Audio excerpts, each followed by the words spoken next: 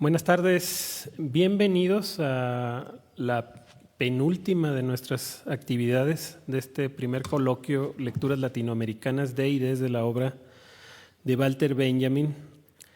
Hemos estado trabajando toda la semana con nuestras mesas de trabajo y presentaciones editoriales y nos toca en esta ocasión la séptima mesa titulada Crítica Literaria 2, en la que nos acompañan los doctores Roberto Caput González Santos, Alejandro Ramírez Lambarri y Víctor Barrera Enderle. Vamos entonces a estar trabajando con estos compañeros y con sus propuestas de ponencia para este coloquio. Voy a ir presentando a los participantes y después estaremos escuchando sus contribuciones. Vamos a estar recibiendo sus comentarios tanto en Facebook como en el Zoom de nuestros participantes. Y doy entonces paso en el orden de la mesa, así como los mencioné, primero al doctor Roberto Caput González Santos, que es profesor de la Autónoma de Nuevo León. Roberto Caput González Santos es crítico literario, maestro de la Facultad de Filosofía y Letras de la Autónoma de Nuevo León, miembro del Sistema Nacional de Investigadores, es autor del ensayo El México de afuera, polemistas de la Revolución Mexicana, que publicó la Universidad Autónoma de Nuevo León en el 2020, y de la biografía musical del grupo de rap THR Crew 2, Somos lo que nos trae el tiempo, que publicó en la editorial Tilde en el año 2020. El título de su ponencia en esta ocasión es Narraciones en reposo, huellas benjaminianas en la máquina crítica, de Ricardo Piglia. Le damos la palabra a Roberto Caput González. Gracias, Jaime. Déjame ver. Acércate el micrófono. ¿Dónde comparto la presentación? Denme un segundo. Ahí está. Me parece que ahí se ve, ¿no? Bien, quisiera tomarme unos minutos para agradecer la invitación además de dos grandes amigos, Jaime Villarreal, quien ha abierto espacios para los estudios culturales en Monterrey y ahora en Puebla, y Víctor Barrera Enderle, con el que me une, además de una amistad literaria, una amistad personal, y que está echando a andar este nuevo proyecto en el Centro de Estudios Humanísticos de la UANL. Además, compartir mesa con el doctor Alejandro Lambarri, que es un nuevo amigo en este diálogo continuado desde hace ya cerca de, 10 años, 15 años, una cosa por el estilo. Bien, voy a hablar de Ricardo Piglia, un autor que me intriga y con el que he trabajado desde hace algún tiempo, para hablar de un seminario que impartió en la Universidad de Buenos Aires en los años 90, en 1990. A ver. Bien, antes de empezar quisiera dar el contexto en el que se da el Seminario de las Tres Vanguardias. Es un seminario que él dicta en la UBA de septiembre a noviembre de 1990, cuyos problemas, el interés detrás de estas 11 clases, sería la poética de la novela argentina en la década que se iniciaba. Y me parece que es importante entonces darle un contexto político, un contexto editorial y un contexto literario, ¿no? Antes de empezar a establecer los diálogos con Walter Benjamin.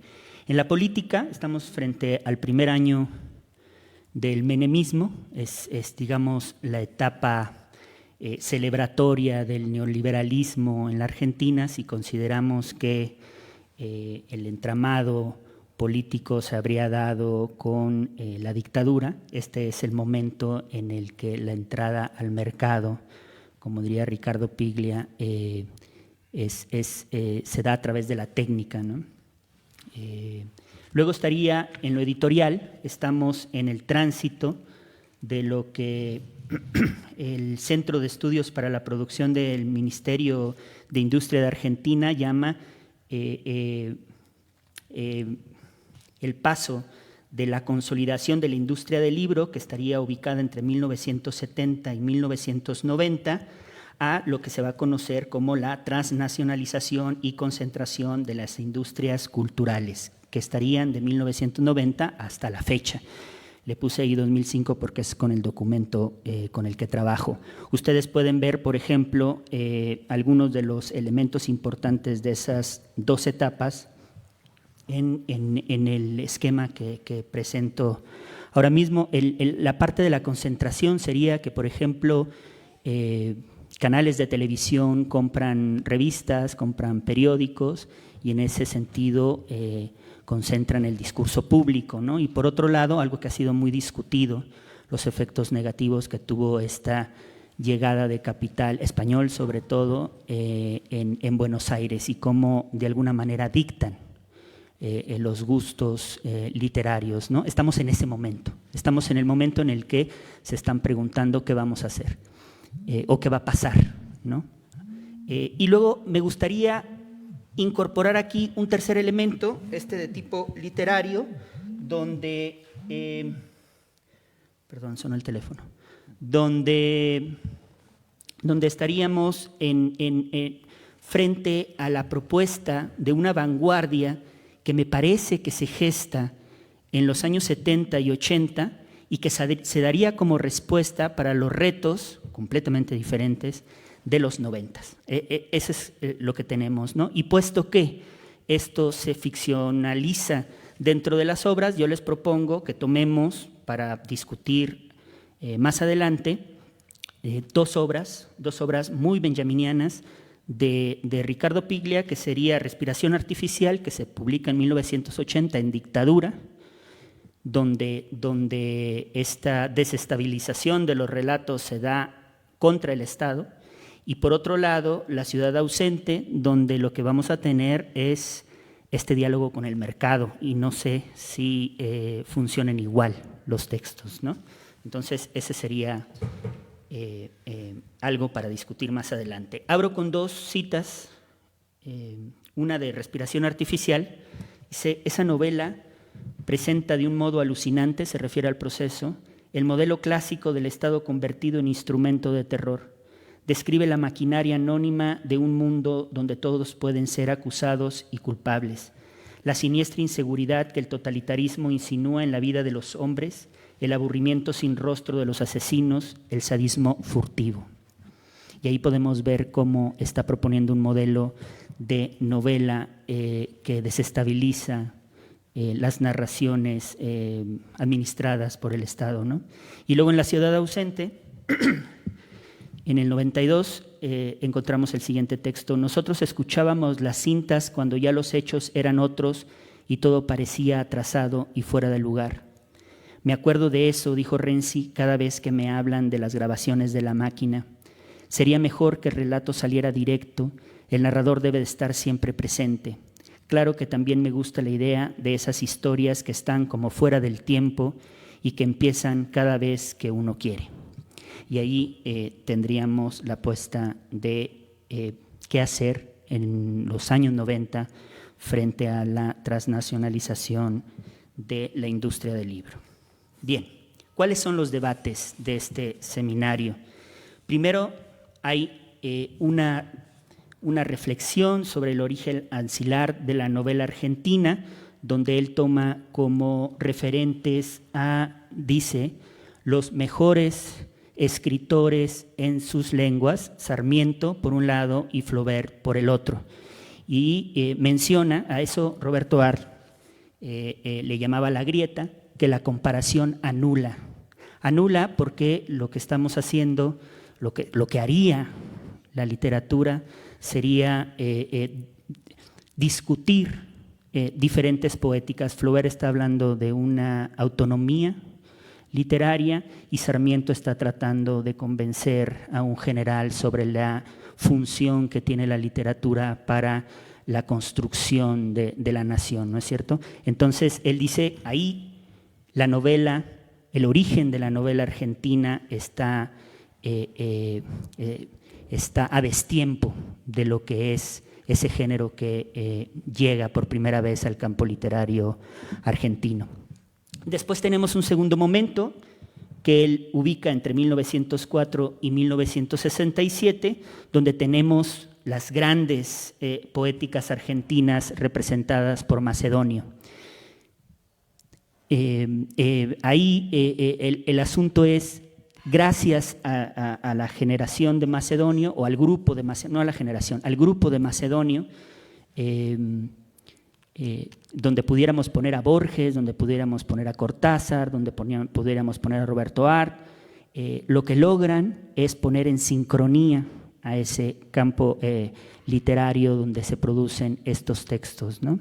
Entonces, el problema para la generación o para el grupo, para la estela de Ricardo Piglia, es cómo escribir después de Borges. Y que utilice a Borges y no a Macedonio, que es en realidad el centro de sus reflexiones, nos da una idea de una de las muchas tensiones que va a cruzar su argumento, que es esta tensión entre el campo nacional y el campo mundial. Borges sería, de qué manera, una vez que hemos logrado esa sincronía con la literatura mundial, podemos desmarcarnos o diferenciarnos de esas grandes poéticas de la novela.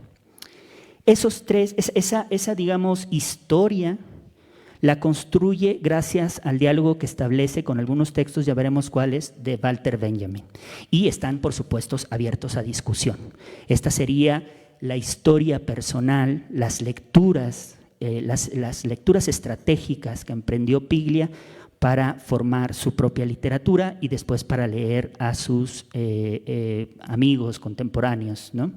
Compañeros de viaje. Otro de los elementos que van a discutir en este seminario sería la incorporación de tradiciones extralocales, término que toma, por cierto, de Bakhtin, una vez que ya se ha logrado estar en sincronía con esa literatura mundial que de alguna manera presiona al mismo campo literario argentino, ¿no? Y entonces son estos debates de la literatura contemporánea operando en la literatura argentina, que tendría también sus propios debates, ¿no?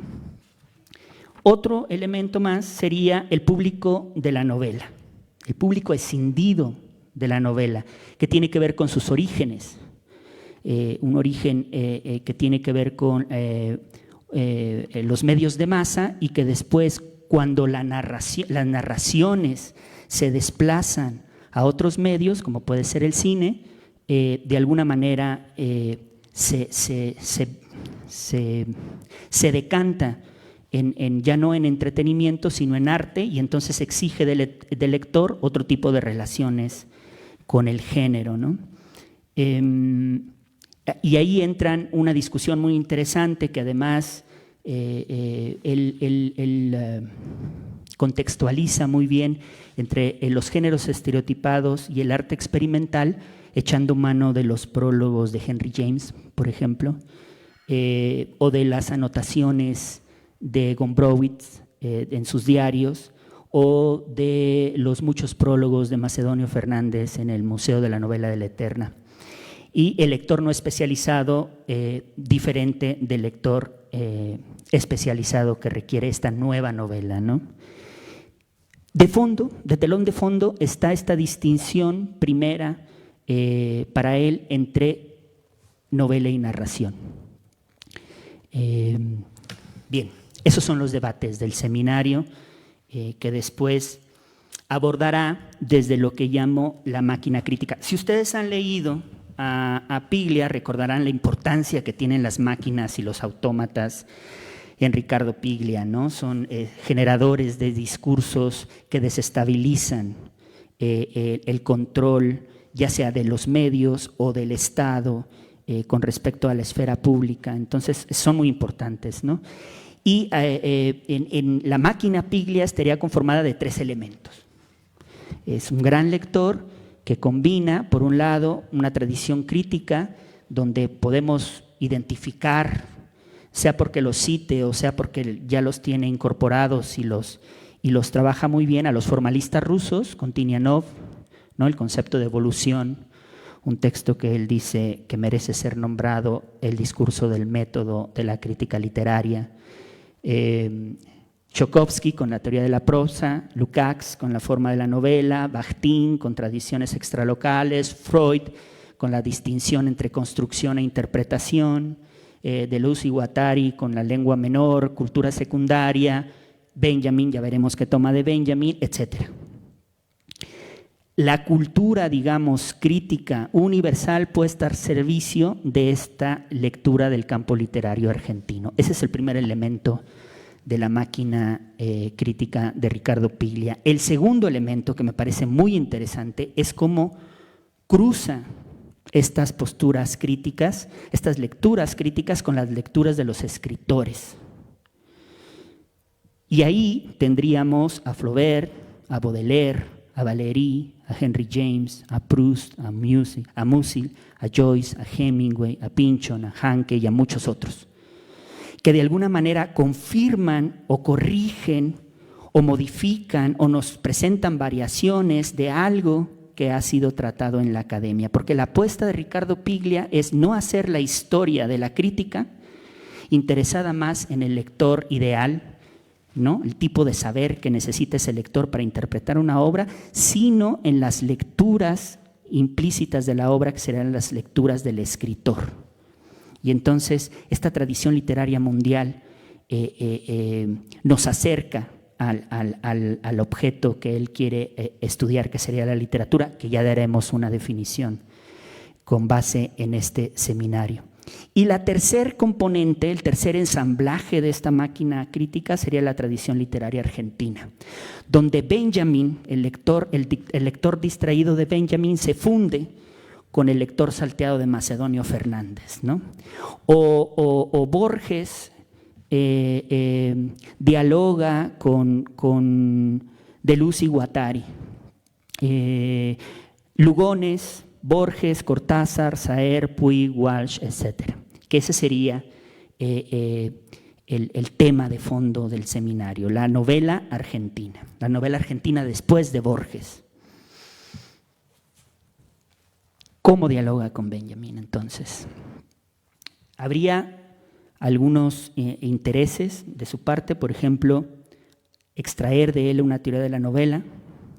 Los textos son el narrador, experiencia y pobreza, una genealogía del concepto de vanguardia sobre algunos temas en Baudelaire, el autor como productor, y condiciones en el interior de las cuales surge la problemática de la tradición de la vanguardia, que sería la obra de arte en la era de la reproducción técnica, el autor como productor, sobre algunos temas en Baudelaire, experiencia y pobreza, y el narrador. Estos son los textos. Ahora, las lecturas no son directas, sino que están mediadas tanto por la literatura mundial como por la literatura argentina.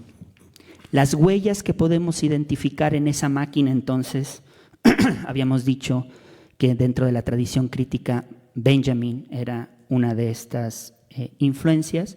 Bueno, estaría la gran pregunta de Walter Benjamin, de qué manera la literatura está en las relaciones sociales y no de qué manera las relaciones sociales están reflejadas en la literatura. Esa es la primera huella que podríamos identificar. La segunda es la vanguardia, el concepto de vanguardia como respuesta formal a una nueva condición social, que sería la mercantilización estética, ¿no? En el interior de la cual se desarrolla la circulación y consumo de las obras. Luego, otra de las huellas sería la relación entre novela y medios de masa, ¿no? O la oposición entre géneros estereotipados, arte experimental, que se trata de corrimientos temporales, ¿no? Siempre habrá narración, nos recuerda Piglia que dijo Benjamin, pero no siempre habrá novela. El lector no especializado, diferente del lector especializado, que tiene que ver, ya lo decía, con la propia historia de este género. El doble movimiento de la vanguardia, el momento que Benjamin llama heroico patético, donde un objeto imposible de comprar deviene en una moda, ¿no? Aura, fin del aura, autonomía y principalmente la escisión entre novela como arte y novela como entretenimiento, la cual supone un tipo particular de relaciones con el conocimiento subjetivo del mundo. La experiencia es algo que nos proporciona la novela frente a la información de los medios masivos, ¿no? Entonces la novela juega un papel importante dentro de la sociedad. En la modernidad, dice Piglia, es difícil narrar porque la información de los medios de masas ha sustituido la experiencia. La novela construye un espacio donde la experiencia es posible. Por tanto, hay condiciones sociales, la modernidad, el mercado, sí, pero también la dictadura, por ejemplo, que generan problemas formales particulares a los cuales los novelistas de vanguardia que él estudia, que serían Saer, Puig y Walsh, dan respuestas diferentes. Bien. Una huella más, la última, que por lo menos me gustaría compartir con ustedes hoy, sería la novela compite con los medios de masas en la construcción de experiencia, ¿no? Entrar en tensión con los modelos de experiencia construidos fuera de la literatura.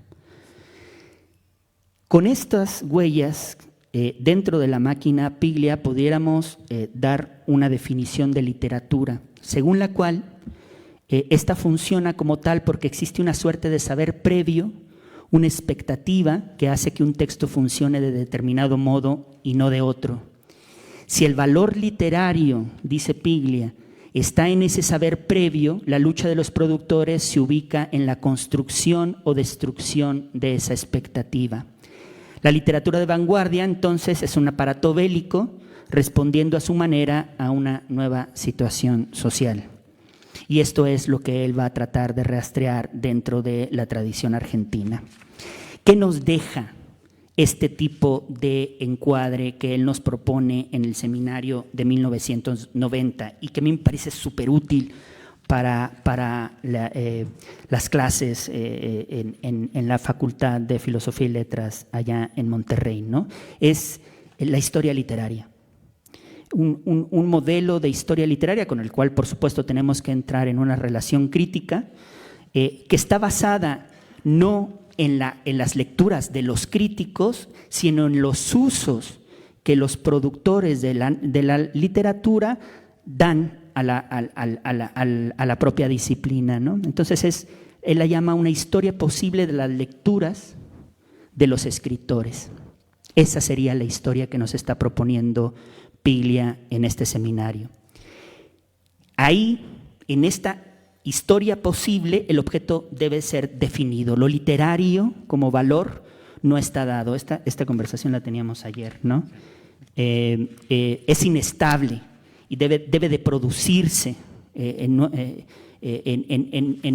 las lecturas que se hace de la tradición y en la propia obra. Sustituye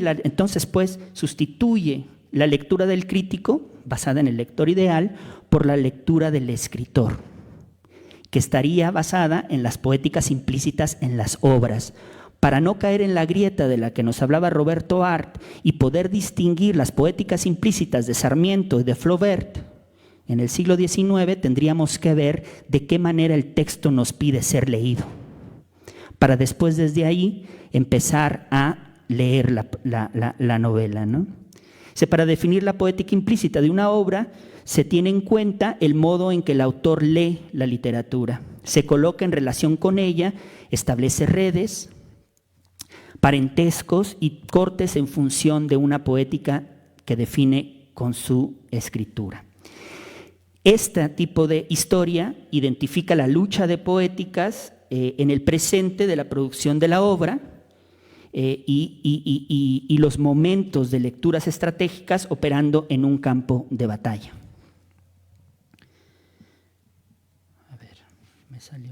comentario. Reconstruye, esta historia literaria reconstruye los espacios en tensión del campo nacional, el campo mundial, los productores, los debates, las redes, las tradiciones, el mercado, el Estado, la crítica, los medios de masas. Esa sería la manera en que haríamos esta historia literaria. Características de esta obra. Bueno, pues primero tendríamos… Llevo 21 minutos. Bueno, las características sería un movimiento continuo de las jerarquías en el presente desde el cual se genera una suerte de expectativa con respecto al texto que se va a releer. Criterio para la historia de la vanguardia como práctica, ¿no? La evolución de Tinianov, el concepto que a mí me choca un poco cuando lo trabajo en clase, pero que en Ricardo Piglia no serían solamente la evolución, sino además las mutaciones, los desvíos, las herencias mal logradas que nos permitirían hacer una relectura de la novela en Argentina. La tecnología, hay una apropiación de la discusión de la tecnología en Bellamy que él lleva, por ejemplo, a los grabadores, de qué manera el grabador impactó en la novela argentina, y ahí nos presenta a Puig como centro de discusión, ¿no? Las formas nuevas que abren nuevos públicos desplazan al museo formas anteriores. El museo es un tema importantísimo dentro de la tradición de Piglia por la novela de Macedonio. En esos desplazamientos de la narración, por ejemplo, cuando se va al cine, la novela empieza a experimentar porque lo caduco se vuelve artístico, con lo cual la lectura de Macedonio, pero también de Faulkner, cobra un nuevo significado, ¿no? Y luego el sujeto histórico de esta nueva historia sería la vanguardia, entendida como respuesta formal a una situación sociohistórica, política concreta. La vanguardia liquida la idea de una historia literaria que solo comente procedimientos y técnicas literarias y replantea la relación entre sociedad y literatura.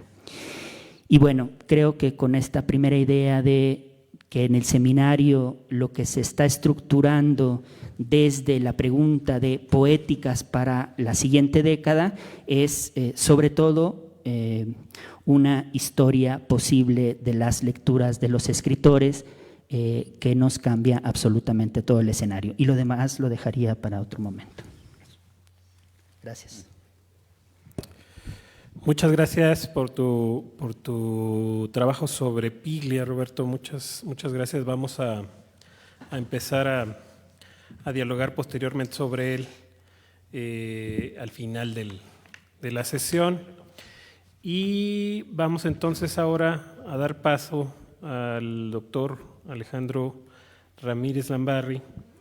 Él es parte también como Roberto y como Víctor del comité organizador de este coloquio, y él es doctor en literatura hispanoamericana por la Universidad de París IV, Sorbona, y desde 2013 es profesor investigador en el Departamento de Filosofía y Letras de la Benemérita Universidad Autónoma de Puebla. Es autor de la biografía Augusto Monterroso en busca del dinosaurio, que publicó Bonilla Artigas en 2019, y el libro de crítica literaria El otro radical, la voz animal en la literatura hispanoamericana, que publicó la Universidad Iberoamericana Puebla en el año 2015. Ha publicado más de 20 capítulos y artículos académicos sobre literatura hispanoamericana del siglo XX y del siglo XXI, desde la teoría biográfica, la sociología literaria y los estudios animales. Solo y en coautoría ha editado los libros La mosca en el canon, ensayos sobre Augusto Monterroso; Averías literarias, ensayos sobre César Aira; La letra M, ensayos sobre Monterroso también; Cristina Rivera Garza, una escritora impropia; y Velatín, en su proceso, los gestos de una escritura. Hoy nos presenta Alejandro El ritual y el aura en la propuesta poética de Sergio Pitol. Le damos entonces paso a Alejandro. Buenas tardes. Antes que nada, muchas gracias, Jaime, por la invitación. Es un gusto enorme después de haberte escuchado hablar sobre Benjamin en Profética, en El Mazo y en varios otros lugares, ahora estar aquí, ¿no? Y un gusto también enorme compartir la mesa con Víctor y Roberto. Muy bien, pues doy inicio a la lectura. En su creación ensayística, sobre todo la que comprende los libros de la trilogía de la memoria, el escritor mexicano Sergio Pitol establece una relación crítica y creativa con la obra de Walter Benjamin. Pitol escribe sobre la vida de Benjamin y actualiza e innova una práctica relacionada con sus conceptos de aura y ritual, a la que, apoyados en los Fandom Studies, hemos llamado práctica del lector devoto. Nuestra propuesta es que Pitol revive el aura del creador y el ritual del fanático sin perder, por otro lado, su agencia política, que se expresa en la subversión de las relaciones de poder entre periferia y centro. Iniciemos con la definición de Benjamin sobre aura. Cito: un entretejido muy especial de espacio y tiempo, aparecimiento único de una lejanía, por más cercana que pueda estar. Fin de cita. Stuart Jeffries aclara que la distancia a la que se refiere Benjamin es psicológica, de autoridad más que física. El creador no comparte el mismo espacio y sobre todo la misma psique que la de su espectador. Mágica, romántica, abstracta la primera, rutinaria, cotidiana y pragmática la segunda. Podríamos agregar que, al mencionar lejanía y cercanía en la misma frase, Benjamin refiere posiblemente a una idea mística, recordemos que fue gran amigo de Gershom Scholem, en la que el micro y el macrocosmos se unen. Para los practicantes de la Cábala, la trascendencia se encuentra inscrita en todos los seres y se actualiza por medio de acciones específicas, es decir, rituales. Para confirmar esta línea de pensamiento, el mismo Benjamin escribe: el modo originario de inserción de la obra de arte en el sistema de la tradición encontró su expresión en el culto. Las obras de arte más antiguas surgieron, como sabemos, al servicio de un ritual que primero fue mágico y después religioso. Ahora bien, es de importancia decisiva el hecho de que esta existencia orática de la obra de arte no llega nunca a separarse del todo de su función ritual. En otras palabras, el valor único e insustituible de la obra de arte auténtica tiene siempre su fundamento en el ritual. Fin de cita. Los recintos de exposición de una obra de arte son los templos modernos. Los creadores, una variante de los antiguos magos o místicos, mientras que las visitas a los museos o a las casas que ocuparon en vida a los autores admirados son rituales de sociedades laicas. Algunos rituales son extremadamente codificados, como por ejemplo el Bloomsday, que revive cada 16 de junio en una suerte de misa de Via Crucis, las etapas más significativas en el día de Leopoldo Bloom. Otros son más sencillos e implican únicamente comprar un boleto, recorrer amplias galerías en silencio y pararse de puntas para captar apenas un atisbo del cuadro de la Mona Lisa. Rituales que perpetúan el aura del creador y la obra. Tenemos ahí en las imágenes, la imagen de izquierda es la tumba de Oscar Wilde, a la que le plantan unos besos. Abajo la de Cortázar, en donde se cumplen rituales como dejar el boleto del metro, y a la derecha el Bloomsday. Benjamin profetizó el fin de todo esto: abolir la distancia y crear un arte más democrático, igualitario y activo. En lugar de su fundamentación en el ritual, escribía Benjamin, debe aparecer su fundamentación en otra praxis, a saber, su fundamentación es política. El cambio vendría con el cine y la fotografía. Para Benjamin no había aura en el cine porque la actuación estaba editada y trabajada en equipo. Además, la accesibilidad del cine y la foto hacía que todo espectador pudiera convertirse en creador. Sabemos que esto no sucedió como Benjamin lo predijo. Escribe Stuart Jeffries: El artista de cine es al mismo tiempo un dios y un sacrificio para los dioses, y aquello que es verdad para los artistas de cine lo es también para todas las celebridades. La industria cultural produce dioses y víctimas sacrificiales por medio de la misma tecnología. De hecho, borra la distinción entre los dos. El aura se industrializó, convirtiendo al actor de cine en un fetiche que se consume y desecha con un ritmo acelerado. Para Benjamin, la manera de despertar y adquirir la conciencia del mecanismo de alienación que mantiene al individuo como consumidor pasivo era un arte que, cito, involucra perturbación y distanciamiento, revienta la suave superficie de la realidad. En lugar de meditar en armonías engañosas, significaba estar desconcertado por las disonancias, los saltos de edición, los montajes enloquecidos. Fin de cita. Si bien existen expresiones artísticas contemporáneas que podrían encontrar eco en esta definición, es posible que la fundamentación política del arte se haya expresado en el espacio y con la gente que Benjamin menos hubiera pensado. Nos referimos a los grupos de fanáticos. Los fandom studies surgen apoyados en las escuelas teóricas de la sociología literaria y los estudios culturales. De la primera adopta parte de su metodología, en especial de Pierre Bourdieu, y de la segunda su objeto de estudios.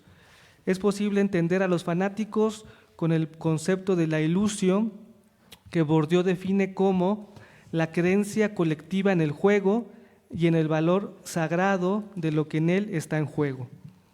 Dentro del campo cultural, los fanáticos son aquellos que reconocen quién tiene capital y cómo obtenerlo. Con esta idea en mente, los fandom studies estudian grupos que se asocian por su sintonía en la manera de vivir la experiencia artística. Algo fundamental es que su relación con su objeto de deseo no es racional, sino emocional y dedicada. De ahí que sus rituales sean crípticos y absurdos para quienes no comparten su fe, de la misma manera que los rituales de una religión pueden serlo para los agnósticos o para los practicantes de una religión distinta. Aquí está, no obstante, la semilla de la función política. Anualmente se reúnen cientos de fanáticos en Comic-Con disfrazados de héroes de ciencia ficción o en la Martello Tower con las ropas que habían usado Leopoldo, Molly Bloom o James Joyce. Pero estas comunidades tienen la capacidad de una agencia social y política. De acuerdo con los editores de Fandom, Identities and Communities in a Mediated World, los estudios de fanáticos constituyen una intervención política deliberada que se alinea con las tácticas de las audiencias de fanáticos en su evasión de las ideologías dominantes y se dispone a una defensa rigurosa de las comunidades de fanáticos en contra de la manera en que los medios masivos y los no fanáticos los ridiculizan. Veamos ahora si la obra de Sergio Pitol ejerce esta subversión y de qué manera lo hace. Pitol dejó México en 61, motivado por el deseo de conocer las ciudades donde habían vivido y escrito sus autores admirados, visitar museos, ver las últimas representaciones teatrales y musicales. Este es el pasaporte de Sergio Pitol.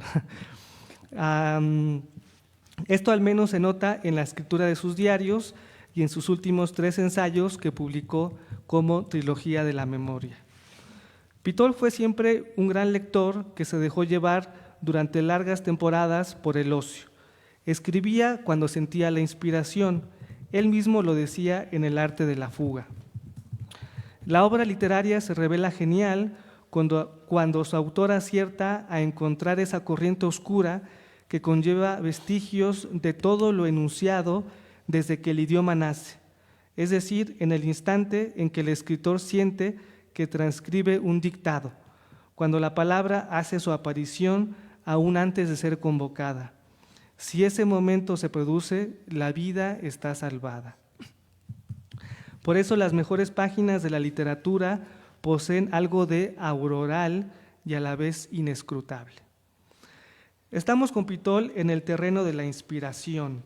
la creación como un ritual y la obra como un objeto que carga un aura. De ahí la importancia y el trabajo por encontrar el lugar ideal para la creación. Cuando era joven, Pitol apenas si pudo permitirse lujos. De todas maneras, en su texto La lucha con el ángel, ubica su cuarto de hotel en el 5º piso del Hotel Bristol de Varsovia, en oposición con los jardines y las aceras del exterior. El cuarto es su templo.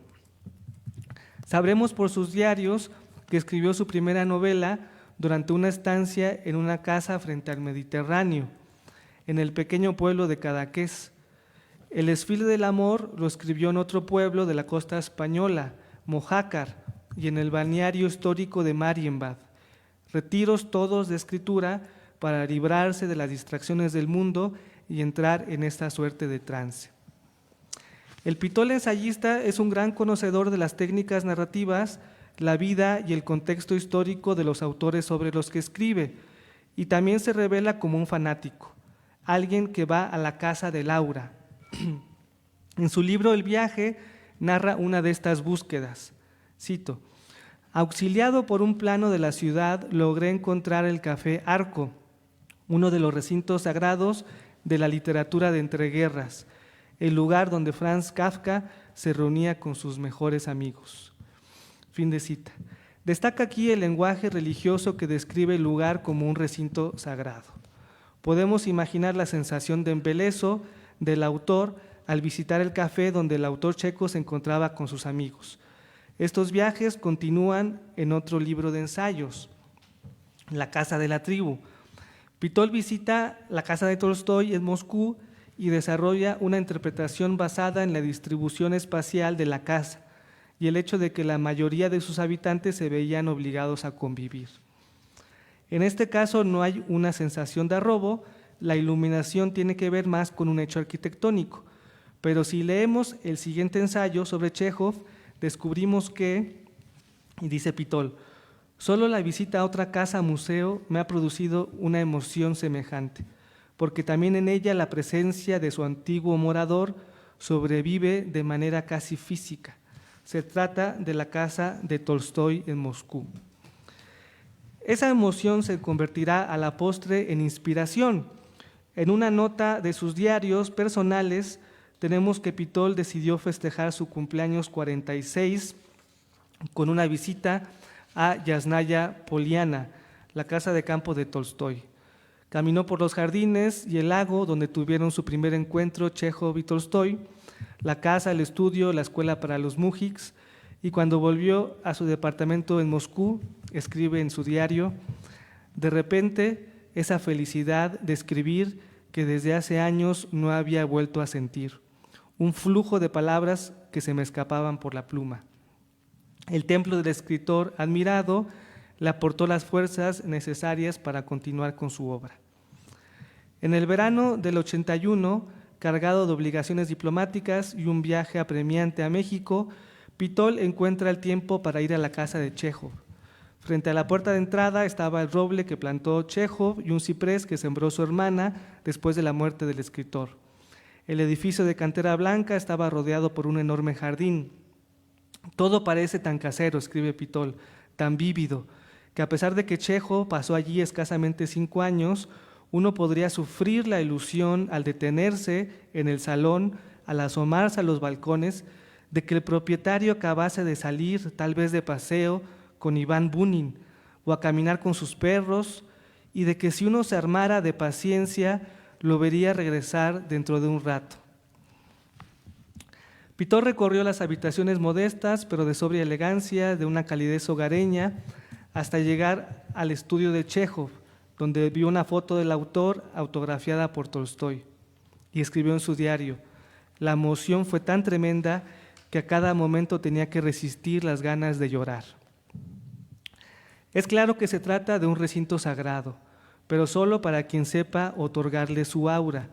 Para un lector distante o para alguien fuera del campo literario, estas lágrimas de un mexicano cuarentón frente a un escritorio vacío puede ser motivo de burla y ridículo. Los estudios de fanáticos, como comenta Gray, están ahí para darle sentido. En El mago de Viena, Pitol vuelve a narrar otro de sus peregrinajes, en este caso la casa de Gogol. Aquí sucede un hecho extraño, casi mágico. El grupo de visitantes tiene un altercado con la guía de turistas después de que ésta lo regaña.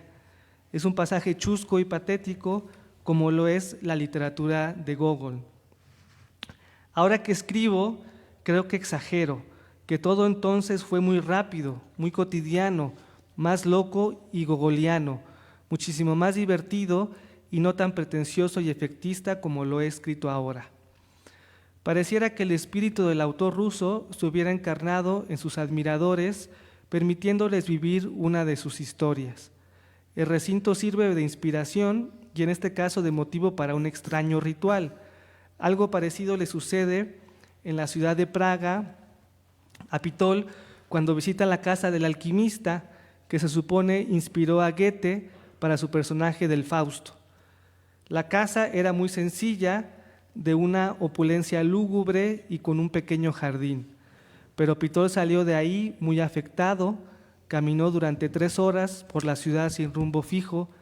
Sabemos por una carta que le escribió a Margot Glantz que entró a su casa y redactó como presa todavía de un influjo extraño su testamento.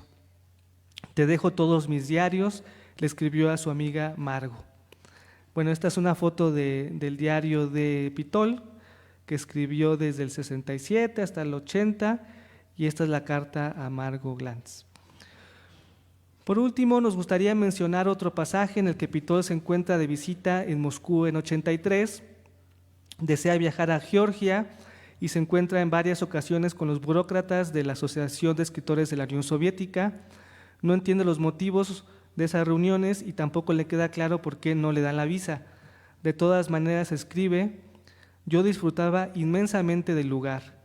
Era el antiguo palacio de los Rostov, sí, de los mismos Rostov de Guerra y Paz. Una de las escenas mejores del Maestro y Margarita de Bulgakov sucede también allí, precisamente en el restaurante. Walter Benjamin cenaba en ese sitio con frecuencia durante su estancia moscovita. El Pitol ensayista recorre las ciudades de Europa en clave artística y literaria. Es alguien que describe el espacio y enreda o acelera la trama mediante referencias culturales. Si nos queda claro que Pitol se apropia y actualiza los conceptos de aura y ritual de Benjamin desde la nueva circunstancia social del fanático, queda por último reflexionar sobre su función política. Para esto es importante notar que los espacios que recorre Pitol se encuentran detrás de la cortina de hierro, del lado de los países comunistas. Es claro que gran parte de los autores que admira vivieron antes de la Revolución de Octubre, pero el Pitol ocupa un espacio cargado de significado político y los autores que traduce al español son figuras incómodas para la ortodoxia, críticos del poder y el discurso hegemónicos. Por otra parte, está la función política relacionada con el mismo campo literario. Osvaldo Zavala escribe que desde Sor Juana hasta Fray Servando Teresa de Mier tenemos un deseo de trascendencia que equivale al reconocimiento y la asimilación de la periferia por el centro. Los autores mexicanos deseaban una consagración que rebasara su entorno sociopolítico y alcanzar con ello el espacio del arte por el arte. Pitol subvirtió esta búsqueda. Escribe Zavala: escribir con Pitol no implica reactivar el debate a favor del cosmopolitismo. Se trata más bien de transitar horizontalmente dentro de una nueva república intelectual que desmantela las jerarquías culturales y normaliza la condición exógena y supuestamente minoritaria del escritor latinoamericano.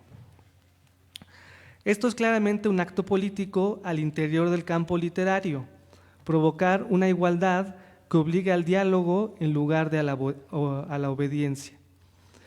Si bien es cierto que los autores que trata Pitol son de la alta cultura, los aborda con la cercanía afectiva del fanático. Ya no hay grandes columnas para entrar al templo de la cultura, hay pequeñas puertas bordeadas de cipreses de un hogar en Yalta o un café en Praga que albergan un espacio mágico. El fanático practica la cultura como un hecho estético que trasciende nacionalidades y tradiciones. así como un senegalés, un nicaragüense o un inglés pueden ser fanáticos del equipo de fútbol del Barcelona, un mexicano es fanático de Chekhov, Tolstoy y Gogol. Otro rasgo clave que une a Pitol con la idea del arte político de Benjamin es el pasaje de espectador a creador. Pitol escribe, recrea y reflexiona sobre sus autores favoritos y sus rituales de fanático. Es alguien que genera distanciamiento y perturbación con aquello que narra al presentarse como autor y protagonista, lector y autor. La estructura de su obra es aparentemente caótica, rehúye la armonía engañosa. En El Mago de Viena se intercalan ensayos, relatos autobiográficos y cuentos. Se trata en apariencia de un cuaderno o diario de viaje de un fanático que crea y se relaciona de manera creativa con otros fanáticos. Prueba de esto último es que Augusto Monterroso escribe en su libro La letra E sobre la visita a la casa del poeta Esenín acompañado de Sergio Pitol. Fanáticos que escriben sobre sus peregrinaciones a las casas y espacios de los autores que admiran y aprecian, de la misma manera en la que quizá en un futuro habrá otros fanáticos que acudan a los lugares de Sergio Pitol. En El arte de la fuga, Pitol cuenta que al iniciar sus viajes en 1961, en una estancia en Italia, las personas de ese país se sorprendían de que él, un mexicano, supiera tanto de su cultura. La gente esperaba de mí, como de cualquier joven latinoamericano, un caudal de visiones tropicales y aguerridas, de formas de pensamiento diferentes, de mitos, rebeldías y estrategias distintas que quizás ayudaran a redimir al viejo mundo. Les halagaba sentir reconocida su cultura y al mismo tiempo les desilusionaba. Esas andanzas por el Renacimiento, la Ilustración y las vanguardias, a final de cuentas, les correspondía a ellos. Las jerarquías clásicas europeas, el canon literario, se vinieron abajo. En 1936, cuando la Escuela de Frankfurt publicó 2 artículos que profetizaban el futuro del arte, Adorno pensó que al europeo lo reemplazaría una industria cultural que creaba masas indiferenciadas. Benjamin profetizó un arte post-aurático y político que permitiera la participación y agencia de quienes habían sido hasta entonces espectadores.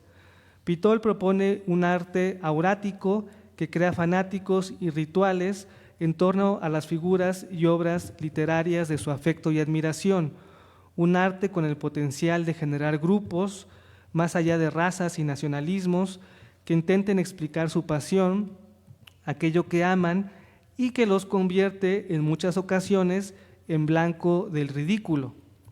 Pero habría que añadir en el blanco de ridículo de los lectores distantes, profesionales y en muchas ocasiones pasivos. Gracias. Muchas gracias por tu participación, Alejandro. Vamos ahora a continuar con el programa de esta mesa. Al final vamos a presentar un diálogo con estas aportaciones de Roberto, de Alejandro y de Víctor Barrera Enderle, a quien ahora doy paso.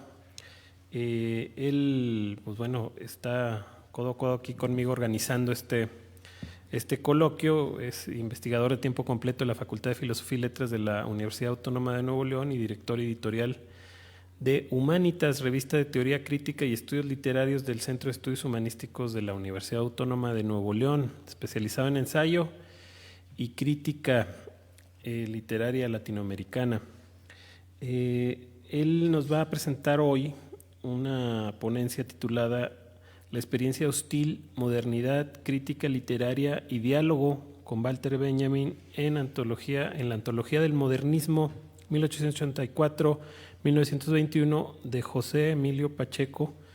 Ya nos decía Víctor, los 3 amigos, ¿no? Pacheco, Monsiváis y Pitol forman parte de este coloquio. Adelante, Víctor, por favor. Muchas gracias, Jaime. Bueno, ya casi a guisa de cierre, aunque mañana, por supuesto, tenemos una presentación del libro, pero bueno, estoy muy contento de todo este proceso de llevar a cabo, de gestionar, de dialogar y finalmente de concretar un coloquio dedicado a las lecturas latinoamericanas en y desde la obra de Walter Benjamin. Y lo digo porque para mí, digamos que me interesa, como bien mencionó Jaime, la crítica o la crítica literaria o la historia de la crítica literaria en América Latina y en México, pues a eso precisamente me remite en estas preposiciones en y desde, ¿no? Lecturas latinoamericanas en y desde, para mí al menos, son formas de crítica que se manifiestan en la diversidad de enfoques y acercamientos que hemos visto a lo largo de estos 4 días de coloquio que se ha hecho con la obra de Benjamin. Entonces, Benjamin, claro, es una figura ahí aurática, pero también es una mediación para discutir cómo América Latina ha trabajado con toda su heterogeneidad, diversidad, complicaciones, ha trabajado con las tradiciones críticas provenientes de otras latitudes, ¿no? Entonces ahí cruzan muchas formas de mediación, desde la traducción, las citas, las malas citas, que por ejemplo me acordé que Pila tiene un ensayo estupendo sobre cómo Sarmiento citaba mal a sus autores franceses, ¿no? Y cómo era, pero lo citaba mal y lo rearticulaba, ¿no? Entonces creo que hay mucho de eso.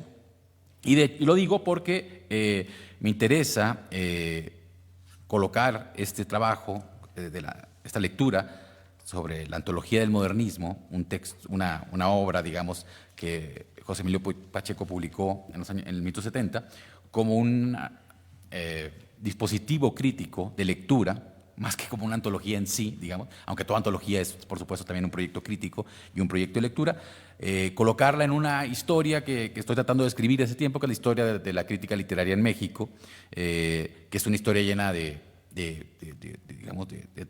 confrontaciones, pero también de aportaciones y de cruces y tensiones, ¿no? Ya iré un poco aterrizando esta idea, pero entonces voy a leer desde ahí a la confección de esta antología del modernismo y desde la misma también labor crítica de José Emilio Pacheco, ¿no? Como bien mencionó Jaime, el hecho de que estos 3 amigos coincidieran en sus lecturas de Benjamin, pero cada uno abordara de una manera muy diferente el trabajo de Benjamin, ¿no? En la conferencia de Ivette, por ejemplo, vimos cómo Monsiváis trabaja la relación entre arte, alta y baja cultura, lo popular, los cómics, las imágenes. Aquí Alejandro ha trabajado súper bien del ritual en Pitol, y bueno, ahora yo voy a trabajar con esta lectura que hizo José Emilio históricamente, digamos, la acomodada entre el año 67 y el 70, en que hace la antología de los primeros textos que estaban circulando en nuestras regiones de Benjamin, ¿no? Y bueno, y obviamente reitero mi felicidad de estar en esta mesa con colegas y amigos a quienes aprecio y admiro, y como cerrar este coloquio que ha sido tan enriquecedor y que esperamos que sea el primero de varios o de muchos. Bueno, dicho lo anterior, comienzo con este ensayo. Cito: los modernistas parecen nuestros contemporáneos en muchos sentidos.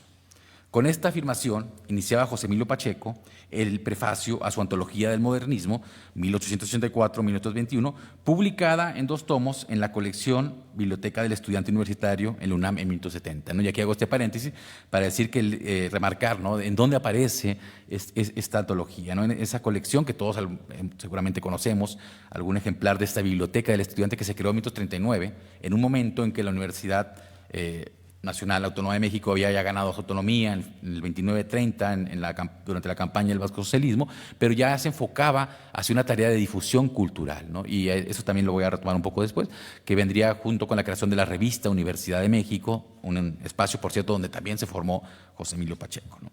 Y sirve también de estudio de preámbulo para decir que un poco la generación de Pacheco estaría vinculada a esos procesos, a los suplementos, ya al desarrollo de las carreras universitarias especializadas en humanidades, como la Facultad de Filosofía de la UNAM, pero todavía estaba como un espacio ahí ambiguo entre ambas, ¿no? La comparación que menciona José Emilio Pacheco no es un gesto exagerado. La afinidad, explicaba a continuación el joven escritor, radicaba en el hecho de compartir problemas y preocupaciones básicas. ¿A qué contratiempos se habían enfrentado los modernistas? ¿Y cuáles eran los retos y desafíos de la generación de José Emilio Pacheco?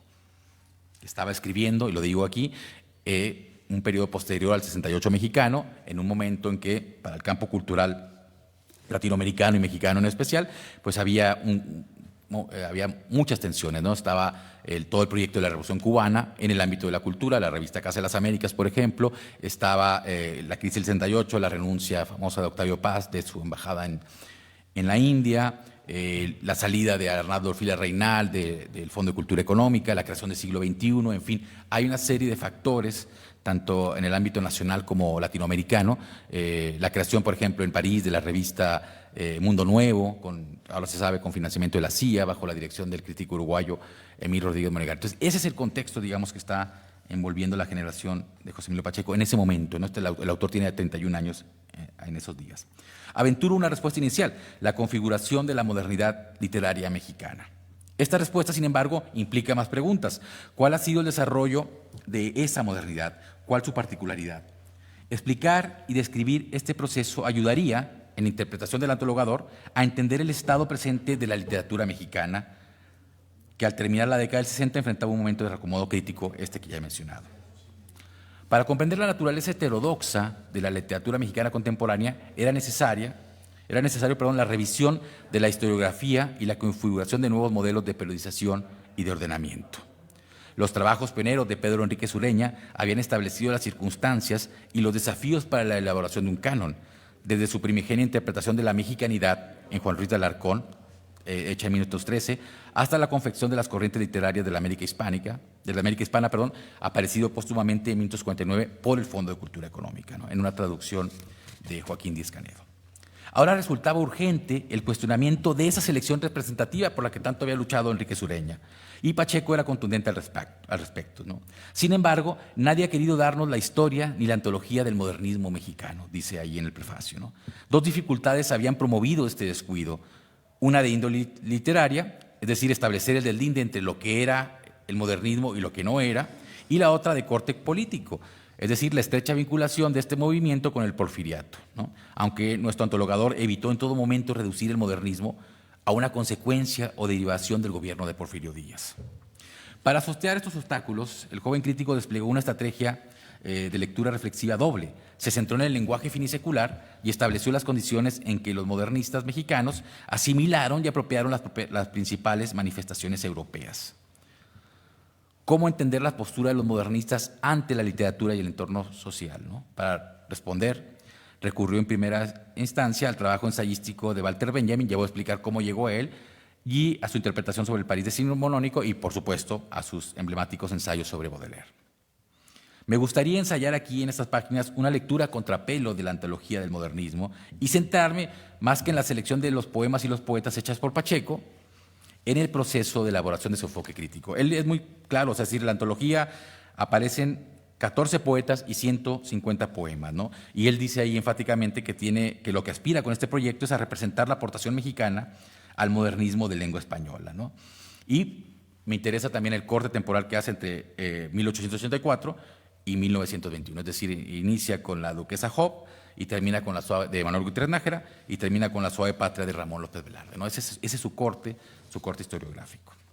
Tenemos así a un joven escritor y crítico. Pacheco ya había publicado al menos una novela, Morirás lejos, en el 67, y 2 libros de relatos y uno de poesía, que se enfrenta a un problema de historiografía literaria en un momento crucial para la literatura latinoamericana, como lo fue el final de la década del 60. Si hacemos un recuento de aquellos días, algunos acontecimientos evidentemente salen a flote, ¿no? El apogeo del boom narrativo, que ya se habló en la mesa anterior, la consolidación de las políticas culturales emanadas de la Revolución Cubana, y otro muy importante, el centenario de Rubén Darío, que se celebró con un importante congreso en Varadero, Cuba, en enero de ese año del 67, y donde participó Ángel Rama, a quien también voy a recurrir en estas páginas, ¿no? Pues sería él, Rama, quien en 1970 publicaría su emblemático ensayo Rubén Darío y el modernismo, que se publicó en Caracas, y donde establecería un enfoque renovador, me parece, en muchos sentidos, para la crítica literaria latinoamericana. Rama había venido dialogando, por ejemplo, con Antonio Cándido desde Brasil, ¿no?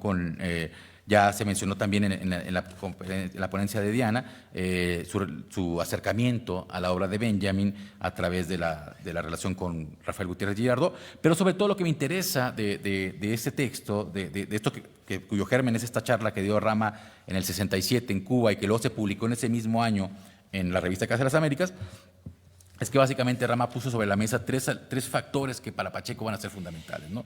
Uno es la relación entre literatura y entorno social e historia, para el caso latinoamericano.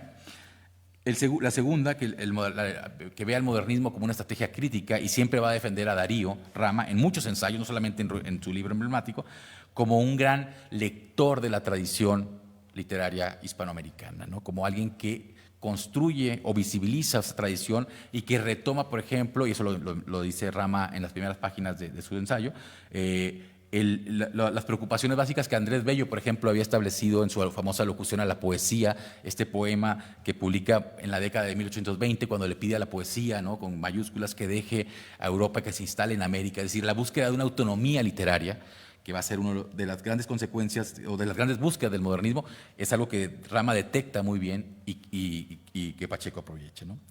Y la tercera y última sería esta descripción que hace Rama del modernismo como un movimiento de aceleración y de isocronismo cultural con las metrópolis europeas, ¿no?, con las metrópolis literarias, por decirlo así, que puede ser real o puede ser ficticia, pero que da la sensación de acercarse, ¿no?, y de ahí el mismo nombre de modernismo, ¿no?, de ser contemporáneos del mundo, ¿no?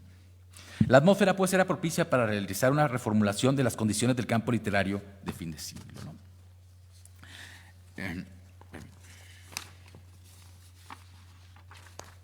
Pacheco estudió su antología como un ejercicio crítico y como vía para la corrección historiográfica. Marcó, por tanto, una periodización precisa, estableciendo con ello un mapa de la primera modernidad literaria mexicana. Y si bien intentó trabajar directamente con la obra y los poetas del movimiento, él decía que prefería no hablar de los comentaristas, aunque sí habla, ¿no?, su diálogo se estableció realmente con la crítica, ¿no? Una lectura cercana, por ejemplo, a la breve historia del modernismo, un ensayo que Max Enrique Sureña, el hermano de Pedro, había publicado en el Fondo de Cultura Económica en México en el 54, le permitió a Pacheco establecer 3 fases de configuración del movimiento. La primera sería el deseo de asimilación, es decir, la del poeta que quiere salir y escapar del suelo nativo para incorporarse a las grandes capitales europeas. La segunda se daría cuando el poeta ya se ha instalado en las metrópolis y se percata de su diferencia, es decir, que nunca va a ser completamente un sujeto europeo moderno.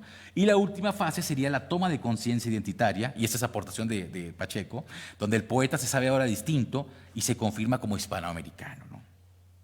Dice Pacheco en el prefacio, ¿no? A estos periodos corresponden el exotismo y el diabolismo iniciales, la reflexión metafísica y el continentalismo después, y por último el criollismo o coloquialismo vernacular, que sería una etapa incierta que se ha dado a llamar en posmodernismo, creando un vacío entre los últimos resplandores modernistas y la gran llamarada de la vanguardia, ¿no? Entonces ahí, digamos que Pacheco ya establece un enfoque entre Rama y, claro, retomando la propuesta inicial de Max Enrique Sureña, para ver el movimiento modernista mexicano como un proceso de articulación y reflexión crítica.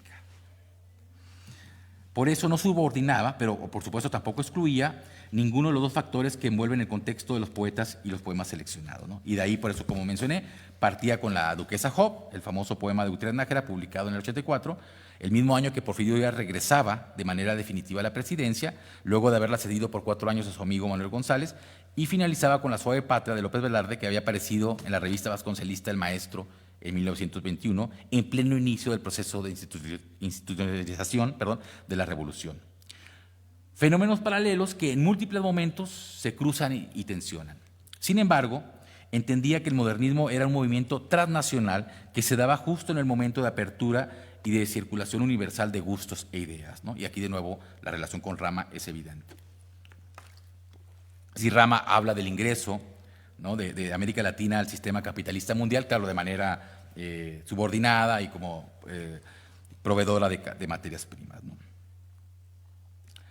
La elección del poema de Gutiérrez Nájera radicaba en su modernidad, y aquí cito de nuevo Pacheco, ¿no? Es el primer poema que se escribe para una clase media urbana, y ahí, por supuesto, está la lectura de Benjamin detrás, ¿no? Explicaba para luego describir a la moda como, cito, la aparición figurativa de la modernidad. La moda supone el proceso industrial, dice Pacheco ahí, ¿no? La transformación incluía, por supuesto, una metamorfosis en la función que la poesía empezaba a cumplir en la sociedad. Tal como había denunciado Baudelaire en su Spleen y Benjamin en su lectura sobre el mismo, el arte había perdido su aura sagrada en la vida contemporánea. El tono del poema era ahora conversacional, no solemne ni informativo. Regreso con el joven crítico. Dice, La prensa hace que el artículo sea un medio de persuasión mucho más efectivo que el poema. La importancia informativa del arte ha desaparecido por virtud de los nuevos medios de comunicación. Si la pintura reacciona ante la fotografía subrayando los elementos colorísticos, la poesía reacciona ante el periodismo subrayando los elementos verbales, ¿no? Aquí está, de nuevo, bueno, la lectura de Benjamin, por supuesto, se evidencia en estas líneas. ¿De dónde y cómo lo había leído José Emilio Pacheco, ¿no? ¿En qué momento la obra del crítico alemán comenzó a circular en nuestra región? Hay dos referencias a la obra de Benjamin en las notas al pie de la antología. La primera es una traducción inglesa hecha por Ben Brewster para la New Left Review en el 68, de París, capital del siglo XXI, que por cierto luego José Emilio Pacheco va a traducir en el 71 en colaboración con Manuel González, si mal no me equivoco, y que se va a publicar en la librería Madero en Ciudad de México, ¿no? Entonces ahí también podríamos colocar a José Emilio Pacheco como tal vez, si no el primero, uno de los primeros traductores mexicanos de la obra de Benjamin. Claro, él hace la traducción del inglés, hay que decirlo, ¿no?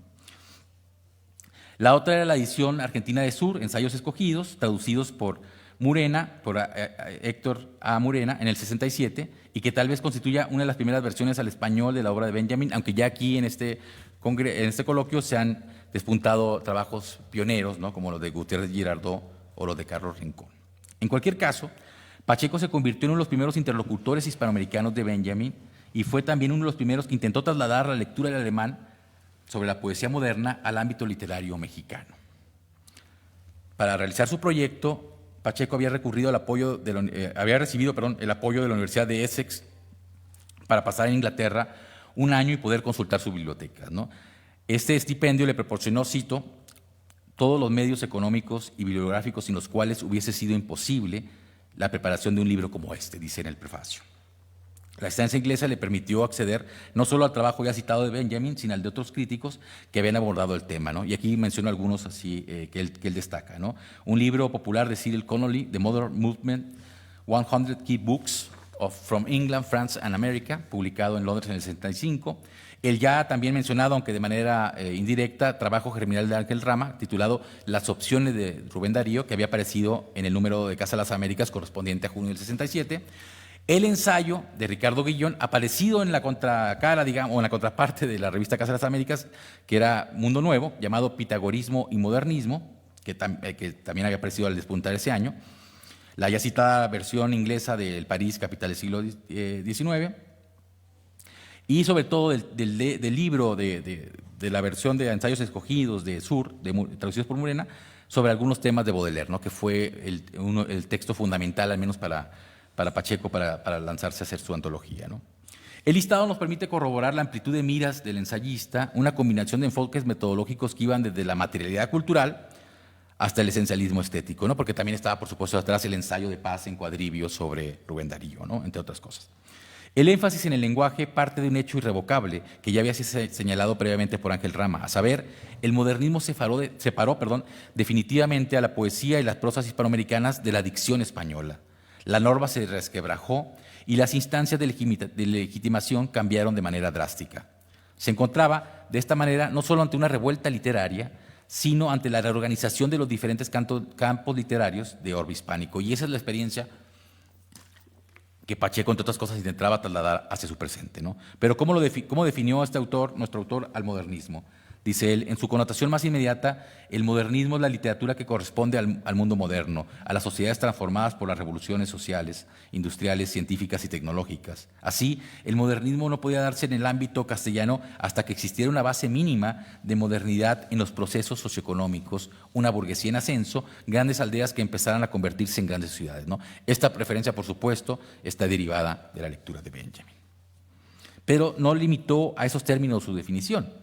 Recurrió, como ya señalé, a Ángel Rama para destacar la condición subordinada y colonizada de la modernidad latinoamericana. Es decir, Pacheco primero recurre a Benjamin para establecer la experiencia hostil, como la llama, que es un término que, por cierto, toma de Benjamin para describir el choque o la creación de una nueva experiencia del sujeto ante una sociedad industrializada, ¿no? Donde se reacomodan los valores, donde la tecnología, todo lo que se ha hablado aquí un poco ya, ¿no? Donde la tecnología tiene más peso en la construcción, en la estructura del sentido o de los sentimientos, como se dice, pero eso no le servía completamente para poder definir la función del modernismo en la sociedad mexicana a fines secular, ¿no? Y ahí es donde entra Rama con su lectura, ¿no? Con lo que ya había estado trabajando Rama, que a su vez había trabajado con Antonio Cándido y con Pedro Enríquez Ureña, porque hay que decir que el primero que establece un corte periódico de periodización literaria entre el 70 y los años 20, ¿no? Fue Pedro Enríquez Ureña en las corrientes literarias de la América Hispana. Entonces, esa doble mirada, ¿no? Leer, claro, a Benjamin y a Rama, o leer una teoría proveniente de Europa y una teoría latinoamericana, que había establecido, que establece nuestro crítico, le sirvió para poder reconfigurar las piezas, ¿no? Y ordenar su antología, ¿no? Siguiendo a Rama, Pacheco sostiene que Darío no fue un bohemio trasnochado, ¿no? O los modernistas no fueron en realidad unos bohemios, sino que eran intelectuales rigurosos a su manera y grandes lectores de la tradición, ¿no? que seleccionaban, apropiaban y que también a veces imitaban, ¿no? El ejemplo de Darío que utiliza Rama le sirve mucho a Pacheco, ¿no? Como Darío se fue un autodidacta en muchos sentidos, que se leyó la biblioteca clásica de autores castellanos Rivadeneira, que leyó por ejemplo, a los gongoristas, al barroco español, que había sido censurado en su momento, que en ese momento estaba censurado por la misma, literatura española, y rescató autores heterodoxos de la tradición española para formar su propia tradición, ¿no? En ese sentido, sigue un poco esta idea que luego Borges va a trabajar fantásticamente, de que cada autor crea su tradición. Los modernistas crearon su tradición, una tradición que se basó en el rescate de la literatura clásica castellana, en las novedades europeas, sobre todo provenientes de Francia,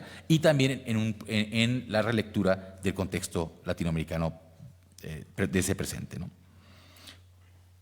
Y ya básicamente, no quiero también pasarme mucho, para ir cerrando, lo que quiero proponer con este trabajo final es cómo este proceso, estas dos actividades primeras, la confección de la antología y la futura traducción de París, capital del siglo XIX, por parte de Pacheco, van a tener una repercusión sobre todo en su propia escritura, en su propio discurso crítico, un discurso que no se va a instalar o no completamente en la academia, aunque por supuesto Pacheco trabajó, también sabemos que trabajó en la academia norteamericana y sin duda en la mexicana, pero su discurso, su escritura crítica, la prosa, ¿no? Cómo escribir crítica, que es otra de las preocupaciones que me interesa mucho rastrear en esa historia de la crítica literaria en México. Creo que el modelo benjaminiano le sirve para crear una prosodia, una prosa que sea un puente a la vez, ¿no? Entre las tradiciones, entre las teorías, entre las lecturas críticas, entre las obras y entre el público masivo, ¿no? Esto lo digo porque, al menos esa es mi interpretación en ese trabajo, estos antecedentes, la antología y la traducción, van a ser los detonantes, digamos, que van a configurar su columna Inventario, que se va a publicar por primera vez en agosto del 73 en el suplemento Diorama de Excelsior, dirigido entonces todavía por Julio Scherer, y que va a durar hasta el último momento de la vida de José Emilio, en el 2014. Él muere, justo acaba de entregar su última entrega de Inventario para Proceso, que era, si mal no recuerdo, un artículo sobre Juan Gelman, que era además este gran poeta argentino, que además era su vecino, o había sido su vecino en la Ciudad de México. Entonces, ese hacer de la columna un receptáculo para un modelo de crítica literaria que esté con una pierna en el saber producido en la academia latinoamericana y el otra en la lectura heterodoxa, fragmentaria, múltiple, que viene de Benjamin, creo que va a consolidar esa voz crítica tan característica de José Emilio Pacheco, sobre todo a partir de que ya se consolida la columna Inventario, y que va a hacer un diálogo permanente con el canon de la literatura mexicana. Recuerdo algunos, son muchísimas entregas de esa columna, pero su lectura de Gutiérrez Nájera como nuestro primer escritor clásico, por ejemplo, en fin, establecer o hacer visible las redes entre diferentes campos literarios, entre actitudes literarias, o sea, cómo se habita de manera literaria una ciudad, cómo se habita de manera literaria una tradición. Esos elementos venían o vienen o se definieron en este proceso, ¿no? Y con eso cerraría de momento para ya entrar a diálogo. Muchas gracias. Le agradezco mucho a Víctor, le agradezco también a Roberto Caput y Alejandro Lambarri por sus trabajos. Digamos, haciendo un pequeño comentario, un breve resumen, pues nos habló Roberto sobre estas lecturas que Piglia hizo de infinidad de autores, un actor voraz, ¿no? Y además un gran ensayista, además de orador y profesor. En específico de la lectura que hizo sobre Benjamin y en qué sentidos esta lectura trascendió en el trabajo en general de Piglia. Alejandro nos habló un poco de la relación entre el proceso de auratización y desauratización, ¿no? El problema de la ritualidad y cómo para la experiencia de específicamente escritores latinoamericanos, específico Pitol, funcionó el proceso en el cual la ritualidad y la auratización fueron incentivos, ¿no? para la escritura, sobre todo este contacto con los espacios habitados por sus grandes admirados autores.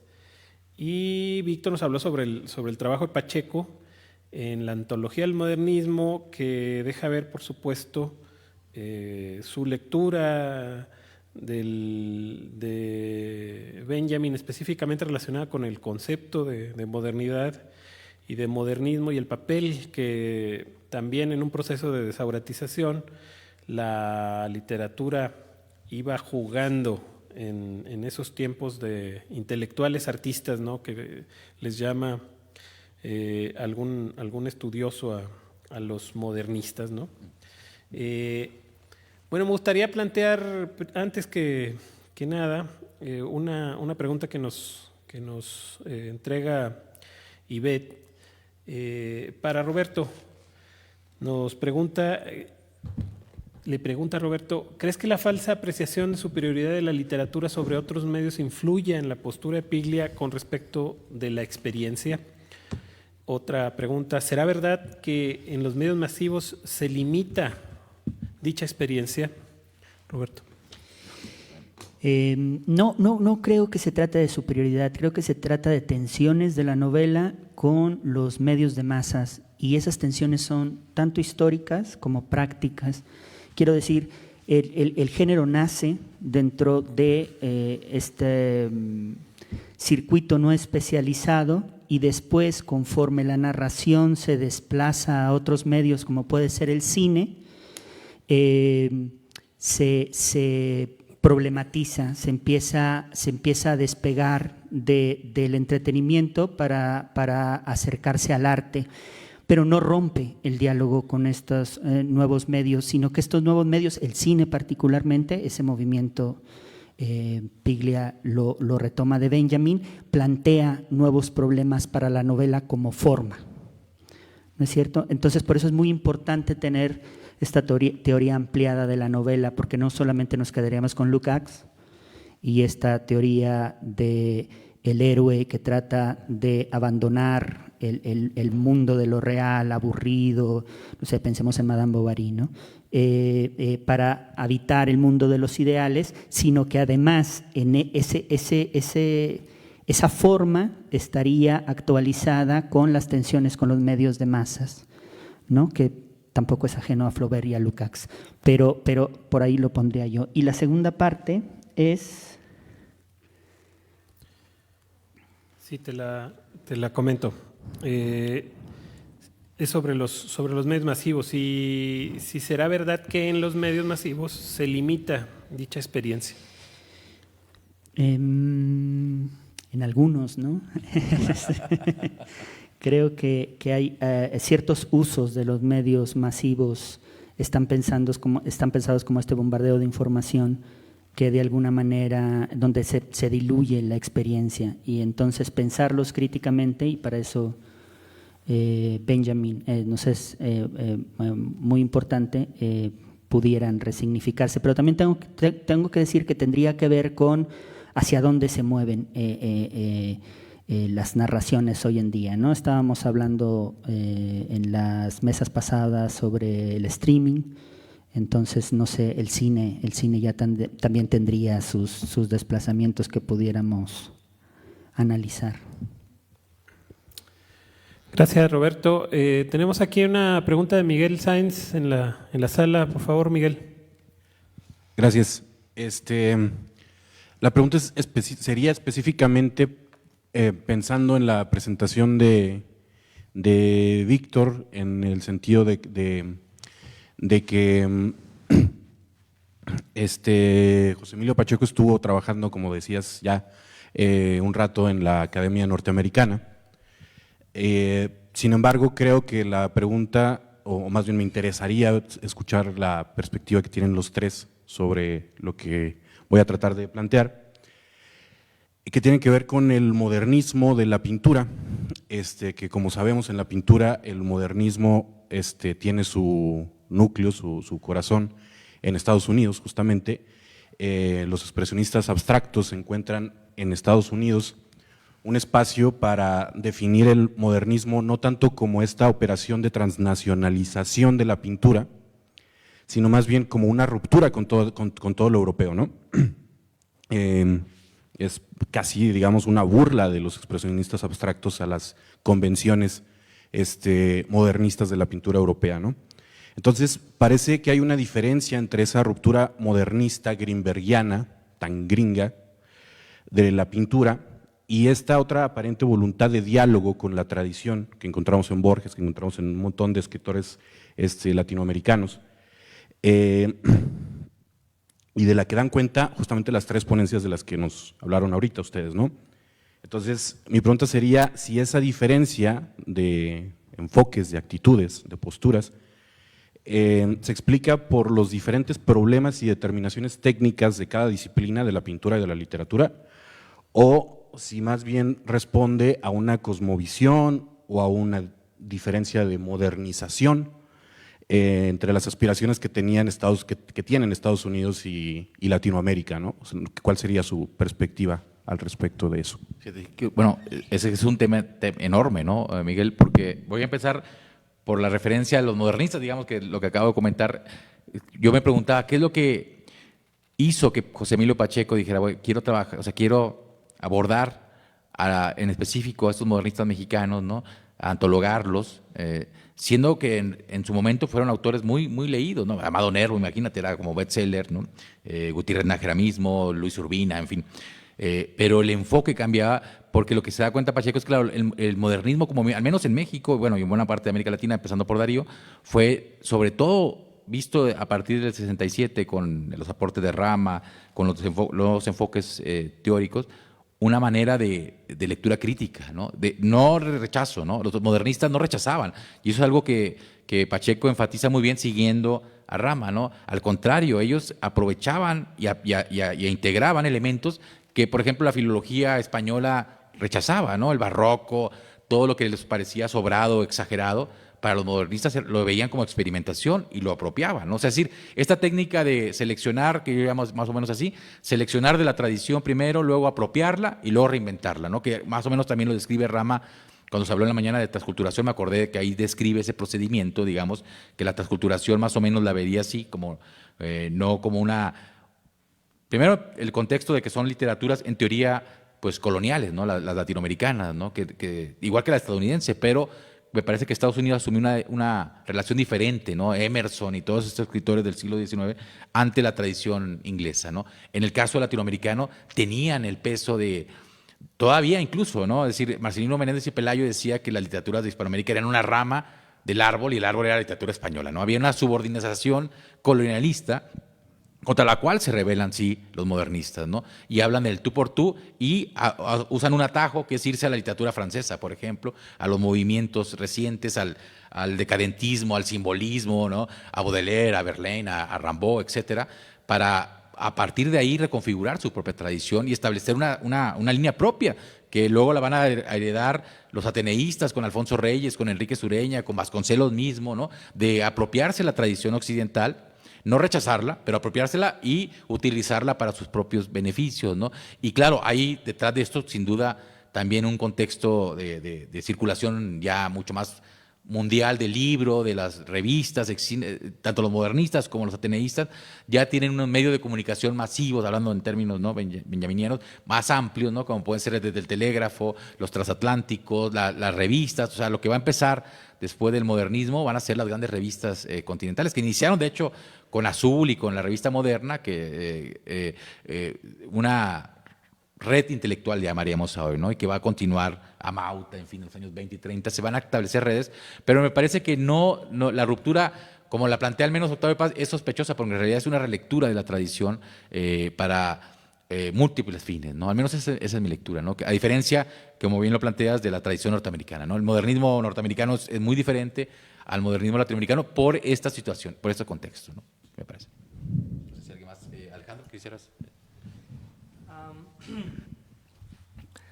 Bueno, sobre la parte de Greenberg, del arte, una analogía es que para los estadounidenses fue muy importante la creación del arte abstracto, todo el trabajo que desde Gertrude Stein se hace para llevar el impresionismo a Estados Unidos, ¿no?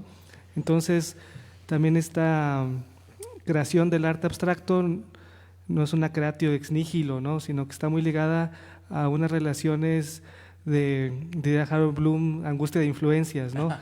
Y en Borges y la literatura hispanoamericana de esa época también, ¿no? Tenemos el texto de Beatriz Arlo, ¿no?, que dice que Borges es gran creador, porque al ubicarse al otro lado, ¿no?, en esta orilla, tiene una perspectiva más universal de la literatura europea, y bueno, es discutible ahora que tanto esa distancia empodera o no, y que tanto es creatividad o asimilación del centro por la periferia, ¿no? Ahí sería interesante discutir, pero ahí encuentro como en cierta manera una analogía a los críticos, al menos, ¿no?, que mencionaste.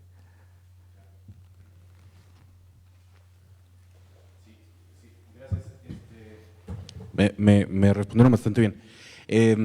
Si me permiten otra pregunta, esta pregunta es directamente para Alejandro. Muy simplemente, ¿tú crees que habría que hacer alguna diferencia sustancial entre el fan que encontramos en Pitol y esa recuperación del aura de la que nos hablabas, y el consumidor o prosumidor, el concepto de consumidor o prosumidor? Es decir, si hay algún peligro que advertir en esa integración entre política y ritual, desde aquella lectura adorniana de la alienación o la idolatría que genera esa admiración religiosa que posibilita o que se posibilita a partir de la industria cultural, ¿no? ¿Habría algún peligro que advertir ahí en ese sentido? Sí, quizá también vaya ligado a lo que yo me estaba preguntando hasta el final del texto, que se me hacía muy importante, que es la agencia política, ¿no? Claro que para Benjamin el consumidor deja de serlo cuando se convierte en agente, ¿no? Y crea arte, y crea comunidades, y yo por ahí intenté darle ese sentido, ¿no?, del fanático que ahora, por ejemplo, es todo un movimiento, el fan fiction, en donde se democratiza la figura del autor, ya no son autores, son usuarios, las editoriales son plataformas y van tomando las obras canónicas para reescribirlas, ¿no? Entonces creo que ahí ya no estamos en la figura del consumidor que estaba criticando Adorno desde, claro, una perspectiva muy posmarxista y que es un peligro, ¿no? Claro, es un peligro. Pero creo que aquí Pitol lo evade, ¿no? Y más bien se lo hace más benjamiano al convertirse él en creador, repito, y crear estas asociaciones de fanáticos, en donde son empáticos con su objeto de admiración, ¿no? Más que empáticos, o sea, lo recrean, ¿no? Yo creo que por ahí podría.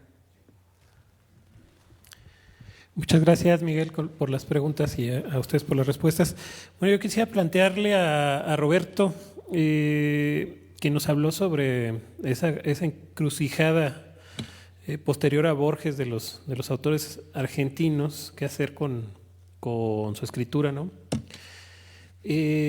Bueno, algo que caracteriza a Borges es precisamente el ingrediente ensayístico que tiene su narrativa, ¿no? Este trabajo híbrido interesantísimo de Borges, muy sugerente, y creo que está también en Piglia, por supuesto, esta hibridez, y el gran referente del ensayismo, tal vez del siglo XX, Benjamin, algún papel juega, digamos, también en la escritura, no solamente en esta ficción híbrida, sino también en la propia ensayística de Piglia. Entonces me gustaría que reflexionas al respecto, si localizas algún sentido trascendente de esas lecturas de este ensayista específico que nos convoca hoy. Bueno, la problemática de la generación, aunque no le gustaba mucho el término generación a Piglia, pero los autores que analiza, que sería Saer, Puig y Walsh, estaría justamente en una vez que Borges, o primera vanguardia que va de 1904 a 1967, conecta a la literatura, la novela argentina, con la problemática de la novela en el mundo, se plantea, bueno, después de esa escritura ensayística, ¿qué sigue?, ¿no?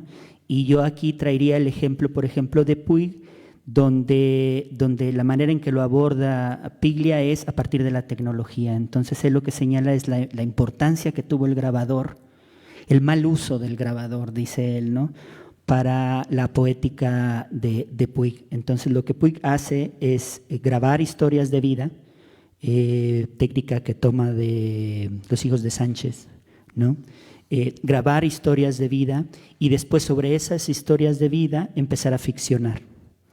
Con lo cual resuelve una de las tensiones de la literatura latinoamericana, que sería entre escritura y oralidad, ¿no es cierto? Entonces entra este papel de la vanguardia de dialogar con esos lenguajes no literarios para incorporarlos dentro del campo literario. Sería, bueno, eso que no es literatura, vamos a dialogar a partir de esta nueva tecnología para incorporarlo y resolver esa tensión, porque entonces lo que tenemos es no solamente la historia, sino la manera de contar esa historia dentro de Puig, que además tiene también propuestas formales muy importantes, pero ahí está trabajando a nivel lenguaje, ¿no? Entonces, toda la reflexión de Walter Benjamin sobre la tecnología y el papel que juega dentro de la novela, de la literatura, del arte, está empapado en la lectura que él hace de estos autores, ¿no? Entonces va y toma registro de sí, testimonios, sí, por supuesto, y luego los modifica. Genial. Sí. Bueno, podríamos seguir aquí la charla, pero creo que tenemos una muy buena mesa acá y un buen diálogo para fundamentar el posterior trabajo que pues nos vamos a dedicar a hacer, que es producir un resultado de todos estos coloquios, de estos diálogos. Les agradezco mucho por acompañarme en esta mesa, por acompañarnos a todos y dejar esta huella de su trabajo aquí. Pues solamente me resta comentar que el día de mañana tenemos nuestro último acto de este primer coloquio Lecturas Latinoamericanas de y desde la obra de Walter Benjamin, una presentación del libro titulado El Cuauhtémoc de Troya, un libro de crítica y análisis cultural de inspiración muy benjaminiana, acerca del campo cultural regiomontano. Entonces, a las 12:30 pedimos que nos acompañen. Va a estar moderando ahí Roberto Caput. Estará el autor Eduardo Ramírez y la estudiosa Cordelia Rizzo para comentar ese libro y cerrar con ello este coloquio. Muchas gracias, compañeros, muchas gracias por su atención y hasta mañana para cerrar este trabajo.